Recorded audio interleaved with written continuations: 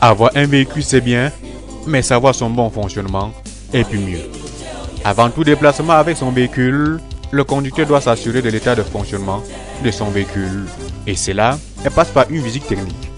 C'est une nécessité pour tout automobiliste. Dans le souci de réduire les accidents de la route, le gouvernement a pris ses responsabilités en obligeant tout conducteur de faire la visite technique dans un arrêté numéro 011, bas ministère du Transport du 23 février 1998, portant réglementation de la visite technique des véhicules.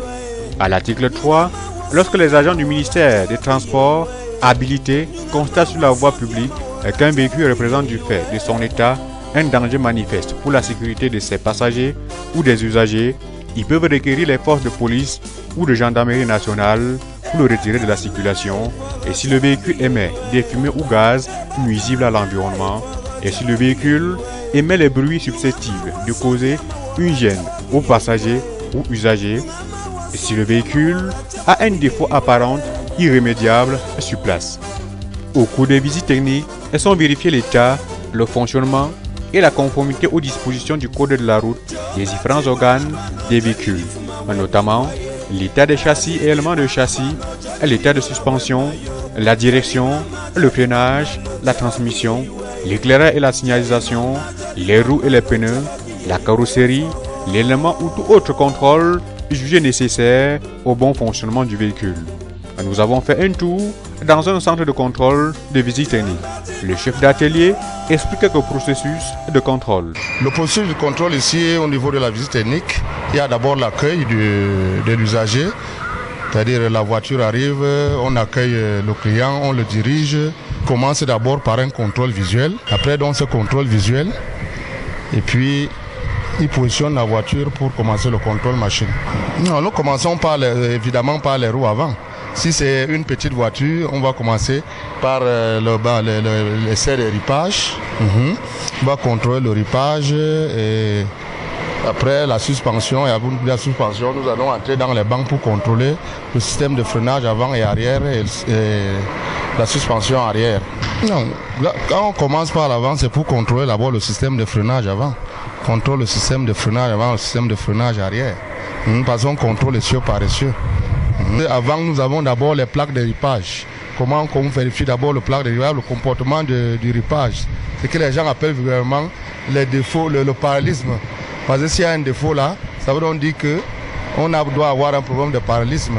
Après, maintenant, on tombe au niveau soit du banc de suspension ou alors après le banc des systèmes de freinage. Visuel et machine aussi, parce que là-bas devant, il y a la plaque à jeu. Vous avez vu quand je suis entré tout à l'heure là, et même mon collègue, il a commencé à contrôler le train avant. Donc il contrôle les routures, le composant de la direction, les routures de direction, les routures de bras. Et en bas là, on contrôle le sous-bassement, la position, le positionnement des canalisations de jus de frein, l'état des flexibles même, l'état même du plancher. Ah oui, j'étais tout simplement en train d'analyser le degré de pollution de cette voiture, qui est d'ailleurs trop polluant. Parce que le ministère de l'Environnement nous demande chaque fois d'envoyer les statistiques pour les degrés de pollution des véhicules. Et on ne vérifie pas n'importe quel véhicule. Il y a aussi des conditions là-bas. Vous ne pouvez pas voir, par exemple, la vieille voiture là. Moi, je ne peux pas contrôler son défaut parce qu'il va falloir accélérer. Et là, il y a les fuites d'huile et tout ça là. Parce qu'il faut un degré d'accélération. Il faut aller à 2000 et 3500 tours minutes. Et si vous accélérez, il y a un moteur esquinté comme ça là, ça peut claquer. On dit que vous avez coulé le moteur. Quand un défaut de fonctionnement est détecté sur le véhicule est renvoyé au garage pour réparation. Et après réparation, le véhicule revient au centre pour un contrôle de vérification et si la panne a été réparée. La visite technique à laquelle est soumis tout véhicule automobile et tout semi-remorque est renouvelée périodiquement dans les différents délais. Donc ce qui fait qu'on a des véhicules qui passent pendant après 3 mois, comme les taxis et les bus de transport. Il y a des véhicules qui passent après 6 mois, comme des pick-up et des camions, et des véhicules qui passent après 1 an, comme les véhicules utilitaires. Pour une assurance automobile, le certificat de visite technique est un élément précieux, voire obligatoire, avant toute souscription d'une police d'assurance.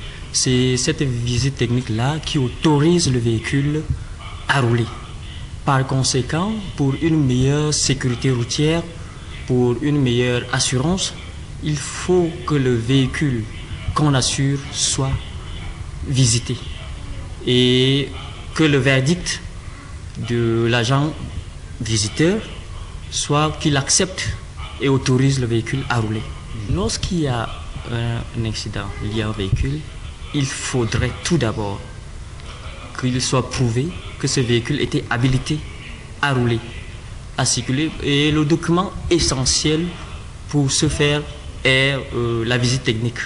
Le contrôle de son véhicule par la visite technique avant tout déplacement évite au conducteur d'avoir les pannes sur la chaussée et en agglomération et surtout réduit les accidents de la route.